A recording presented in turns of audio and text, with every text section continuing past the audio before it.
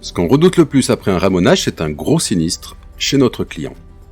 On craint bien sûr la gravité des conséquences, mais on craint aussi d'endosser une certaine responsabilité, car on est pris en étau entre les codes à respecter et la jurisprudence qui durcit le ton avec nous. Quand on parcourt des sites d'infos juridiques, comme doctrine.fr, on voit un tas d'affaires où les ramoneurs sont condamnés à l'indemnisation, malgré la bienveillance dont certains ont fait preuve.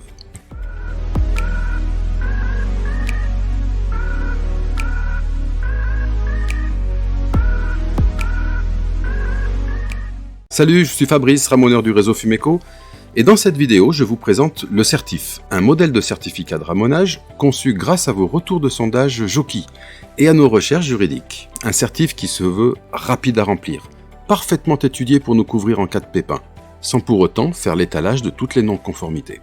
Voici la partie principale du certif, le rapport. Conçu majoritairement en cases à cocher, il va permettre d'éviter les oublis, les formulations maladroites et la perte de temps. On remplit cette partie avec la chronologie des 5 D. On coche les défauts, doutes, désordres pour signaler un danger et émettre des directives. L'essuie signale un désordre, l'installation un doute ou un défaut.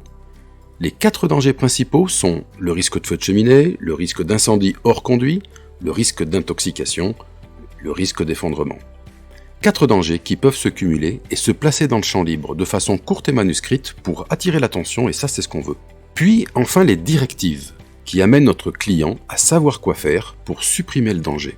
Simple et direct, vous rédigez ainsi une conclusion rapide. Et vous ne tombez pas dans l'énoncé complet d'un diagnostic qui lui est bien préalablement défini dans les CGS, fera partie des directives. Le champ libre commentaire permet de décrire les défauts constatés en langage technique si on le souhaite.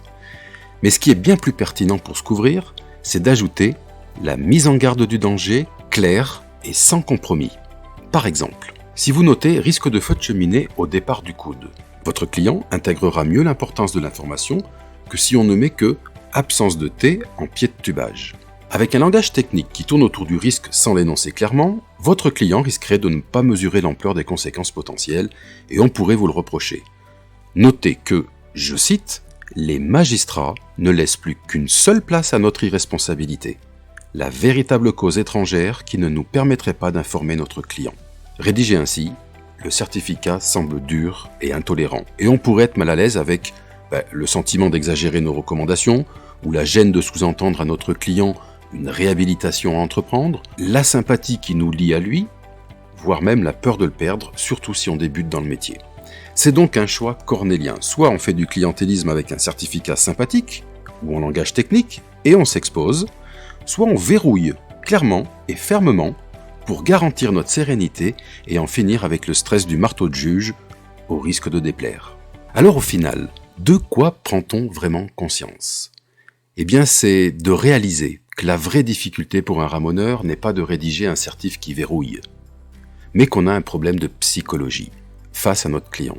Et avec ce qui semble être des états d'âme, nous n'avons pas tous la même approche. Certains d'entre nous ont du mal à noter un commentaire et sont fans du RAS. Ceux-là, en général, sont les mêmes qui ne se donnent pas non plus l'opportunité de proposer du diagnostic. Certains écrivent un commentaire en jargon technique, pour ne pas heurter, pour être moins brut sur le danger potentiel. D'autres envoient des certificats dématérialisés post-intervention, qui désignent clairement le danger, mais dont, à sa lecture, le client s'étonne. D'autres encore font le pas de la clarté, un énoncé clair du danger, mais vont finir par être piégés par la réaction du client comme « Cela veut-il dire que je ne peux plus utiliser ma cheminée sans engager de frais ? Parce que c'est pas le moment. Hein. Je trouve que vous exagérez, car ça fait 20 ans que mon poêle est comme ça et que ça marche bien. S'il arrive un sinistre, l'assurance ne va donc pas me rembourser ? Et du coup votre certif ne me sert à rien ? » En réalité, il y a des réponses que nos clients peuvent facilement entendre selon que le fond du problème pour eux soit l'urgence de la réhabilitation, leur responsabilité ou une prise en charge par l'assurance. Et il y a surtout des questions à leur poser, en amont de la rédaction du rapport, pour ne pas avoir ce type de friction en fin de prestation. Alors dans une seconde vidéo, je vous dévoilerai comment amener nos clients à nous voir comme des experts bienveillants, plutôt qu'à nous lâcher pour écriture excessive. Et on abordera une technique de questiologie, l'art de poser des questions, avec laquelle on pourra retourner la situation et faire de notre relation client une relation gagnant-gagnant. Cette technique, appliquée lors du remplissage du certificat, ne sera donc pas applicable chez ceux qui utilisent un certificat dématérialisé envoyé ultérieurement, puisqu'elle implique d'être face à son client pour l'amener à suivre nos directives. Aujourd'hui, Joki, notre partenaire à tous, fait une vraie offre de lancement sur le carnet de ramonage, puisque son prix de vente est quasi identique au vieux facturier A5 obsolète. Alors, profitez-en dès maintenant. Le lien de la deuxième vidéo vous sera envoyé par Joki après votre première commande de carnet. En attendant, pour terminer, voici une petite FAQ. A plus. Quelle mention obligatoire dois-je mettre sur mon entreprise en haut à gauche? L'identité, l'adresse, le numéro de SIRET, le code APE, le numéro de TVA, numéro de police RC Pro.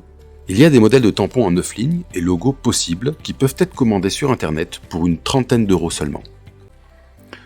Pourquoi, sur l'entête du certificat côté client, fait-on notion de entrée-sortie immobilière? Parce que le règlement sanitaire départemental prévoit des vérifications approfondies en cas de changement d'occupant dans le cas des locations. Ça, c'est dans l'article 31.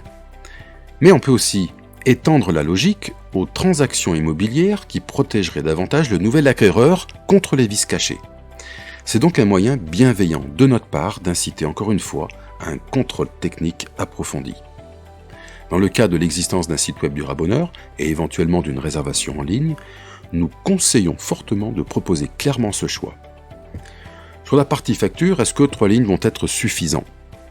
Eh bien, dans l'immense majorité des cas, oui, mais dans le cas d'une demande de nombreuses prestations à effectuer, nous rappelons que c'est le devis, théoriquement obligatoire dans notre profession et à compter du premier euro, qui doit détailler les prestations. La facture, elle, pourrait reprendre un lot de ramonage sur une seule ligne en faisant référence au devis préétabli. Pourquoi ces lignes sont-elles numérotées? Tout simplement pour distinguer facilement la qualité des suies, les défauts et les conseils de chaque appareil ramoné.